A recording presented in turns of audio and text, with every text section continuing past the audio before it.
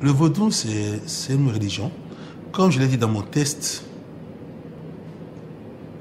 c'est la réponse que nos anciens ont trouvée aux questions philosophiques que tous les peuples se posent.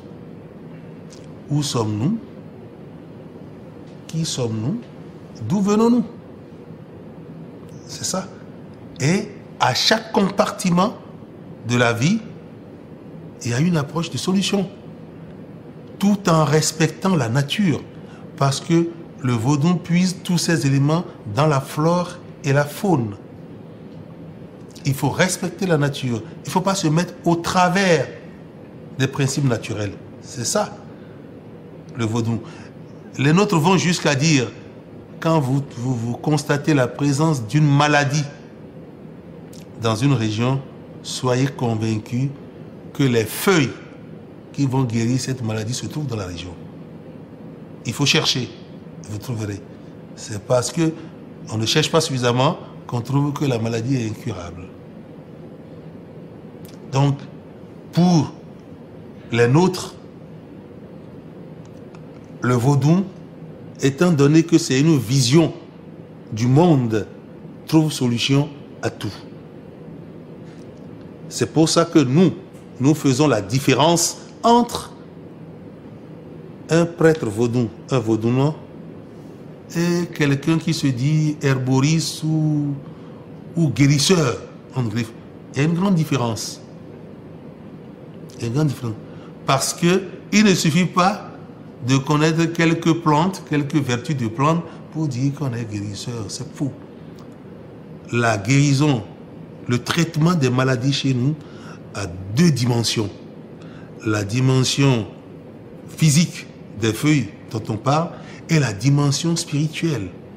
La première forme d'incarnation du vaudou dans l'ère culturelle fond au niveau du panthéon du Dahomey, du royaume du Dahomey, c'est la poterie rituelle. C'est d'abord la poterie. Après la poterie, la deuxième forme d'incarnation, c'est les butchos. Et on l'a suffisamment expliqué. Beau, pour le résumer, c'est l'énergie. Cette puissance invisible qu'on transmet. Tio, enfant, veut dire cadavre. Et on compare la représentation humaine de la statuette du Butchio, on le compare à un cadavre. Maintenant, dans ce cadavre, on introduit une certaine force, une certaine énergie capable d'influencer l'environnement. Donc ça varie d'un individu à l'autre. Ça peut être un Butchio ordinaire, ça peut être un Butchio double, ça dépend du concepteur. Et c'est par rapport à la fonction que le concepteur réalise. La plupart du temps, ce n'est pas une équipe qui conçoit le Butchio. C'est une seule personne. Celui qui veut réaliser son Butchio, c'est lui qui sait pourquoi il veut le réaliser, c'est lui qui sait quelle mission il veut lui confier. Et c'est en fonction de la mission qu'il fait sa structure.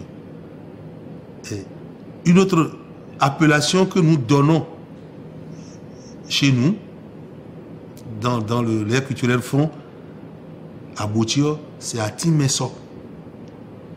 Ce n'est qu'une représentation rapide, grosso modo, de l'être. La beauté artistique est tout à fait secondaire, sinon ignorée. Dans notre culture, on dit de ne jamais choisir délibérément faire du mal. Si tu choisis faire délibérément du mal, sois sûr que tu auras le choc en retour. Parce qu'en voulant faire du mal ou en faisant le mal, tu ne respectes plus les principes de la nature. Tu ne respectes plus Alors que dans l'éducation, l'initiation, la pratique du vaudou, on enseigne que les principes du respect de la nature. Et quand on dit principe du respect de la nature, l'homme même est déjà compris. Tu ne dois jamais penser du mal de ton semblable. Tu ne dois pas participer à quelque chose qui doit lui porter des préjudices. C'est les interdictions de la vie. Maintenant, si quelqu'un, malgré tout ça, pense te faire mal, toi, aller dans ce sens, il faut que tu te défendes. Mais en te défendant, nous disons, celui qui va oser, moi j'ai dit, bon, je vais protéger les gens, je vais défendre les gens, je défends toujours. Mais celui qui va vouloir me faire du mal, occupez-vous de lui. S'il s'engage dans la voie, qu'il fasse un accident.